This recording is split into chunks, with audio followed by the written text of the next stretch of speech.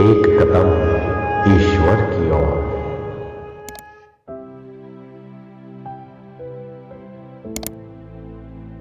निर्वाण प्रकरण पूर्वार्ध 57वां सर्ग। जिस दृष्टि से मन शीघ्र ही वासना शून्य हो जाता है और सुख स्वरूप अद्वितीय आत्मा अवशिष्ट रह जाता है, उस दृष्टि का उपदेश वासना की शिथिलता में उपयोगी होने से पूर्व में प्रदर्शित जगत में आश्चर्यता दृष्टि का ही वर्णन करते हैं।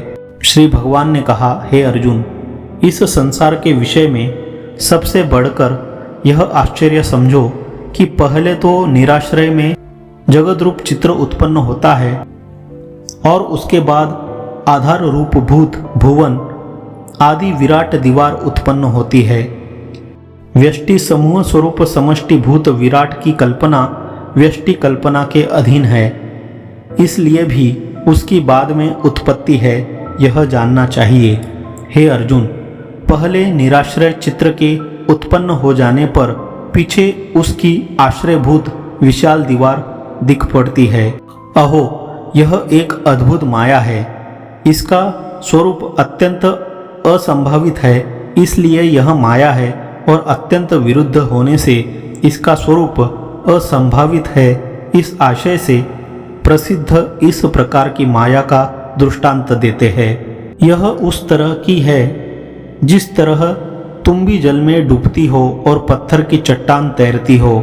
जगत रूप चित्र में तो एक आश्चर्यमयता है ही, परंतु उससे भी बढ़कर आश्चर्य तो यह है कि शून्य रूप उसमें अर्थात जगत में चिदाकाश स्वरूप तुम्हें जो अहंभाव हो रहा है, यह कहते हैं। पार्थ, चित्त में स्थित चित्र के समान शून्य स्वरूप तीनों जगत में चिदाकाश स्वरूप तुम्हें शून्यता रूप अहंता कैसे उदित हुई, अर्थात इसमें तो आश्चर्य की पराकाष्ठा हुई। यदि जगत में भी चिदाकाष्ठा का ही तुम अवलोकन करते हो तो वह दृष्टि इस रूप में पर्यवसित हुई, यह भी आश्चर्य ही है। यह कहते हैं, चिदाकाश से निर्मित सब कुछ चिदाकाश स्वरूप ही है। चिदाकाश में चिदाकाश के द्वारा चिदाकाश विलीन होता है। चिदाकाश में ही चिदाकाश द्वारा चिदाकाश का उपभोग किया जाता है और चिदाकाश द्वारा चिदाकाश में चिदाकाश ही विस्तृत हुआ है। हे अर्जुन, जब तुम जगत में चिदाकाशता की दृष्टि रखते हो तब तो जिसमें दीर्घ भ्रमण है, ऐसा जगत रूप यह चित्र रज्जु की नाई फैली हुई वासना रूप रज्जु से यदि वेष्टित होता है तो वह चिदाकाश भी इस जगत में वासना के वेष्टन से वेष्टित होता ही है। इस वासना वेष्टन की ज्ञान से अतिरिक्त किसी और उपाय से जो दुरुच्छेद्यता है, वह भी अधिष्ठान की दृढ़ता से ही है, न कि स्वतः उसकी दृढ़ता है। यह कहते हैं, जैसे प्रतिबिंब अपने आधारभूत दर्पण में स्थित रहता है, वैसे ही यह जगत भी, जो कि अपने अधिष्ठान रूप ब्रह्म से भिन्न न होने के कारण छेदन एवं भेदन के अयोग्य है, अपने अधिष्ठान भूत ब्रह्म में ही स्थित है। इसलिए ब्रह्म रूपता के अवलोकन से जगत में छेदन भेदन आदि सब व्यवहारों की अयोग्यता के दर्शन से समस्त वासनाओं का समूल उच्छेद करना चाहिए।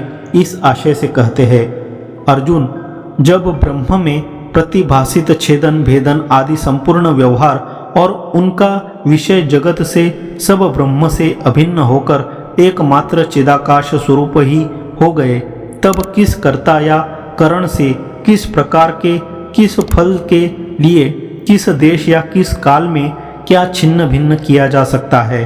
तात्पर्य यह है कि छेदन आदि व्यवहारवाद ब्रह्म से अतिरिक्त विषयों में देखे गए हैं। इसलिए जब यह जगत ब्रह्म से अभिन्न ही सिद्ध हो चुका है, तब किसी कर्ता या करण से किसी प्रकार से किसी फल के लिए किसी देश या काल में कुछ भी छिन्न या भिन्न नहीं हो सकता। अतः इन वासनाओं को तुम समूल उखाड़कर फेंक दो। इस उपाय के द्वारा बोध से यहाँ पर तुम्हारी वासनाओं का भी ब्रह्मतिरक्ति रूप से अभाव सिद्ध ही है।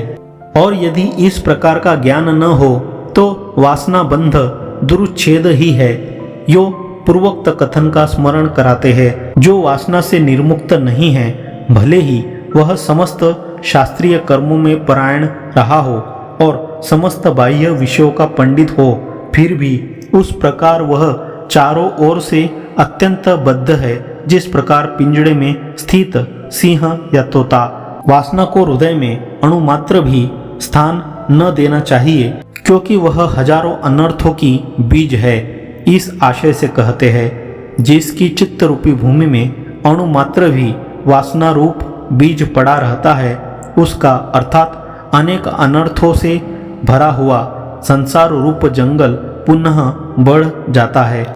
अभ्यास से हृदय में रूढ़ तत्वज्ञान स्वरूप अग्नि से निशेष जल गया वासना रूपी बीज पुनः अंकुर जनन की सामर्थ्य नहीं रखता।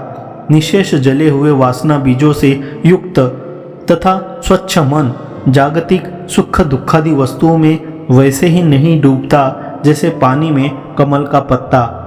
कथित उपदेश क्रम का उपसंहार करते हुए श्री भगवान अर्जुन की निर्वासनिक स्थिति में प्रतिष्ठा कराते हैं। हे अर्जुन, तुम असंख्य आशाओं को छोड़ते हुए प्रसिद्ध और पवित्र भगवद गीता रूप मेरे उपदेश को भली भांति समझकर महान मोह से शून्य मना और बंधु वधादि क्लेशों से रहित होकर वासना रहित आत्मा में चित्त का विलय कर शांत ब्रह्म स्वरूप होकर अतएव भय शून्य एवं परम मुक्त होकर स्थित रहो। 57वां सर्ग समाप्त।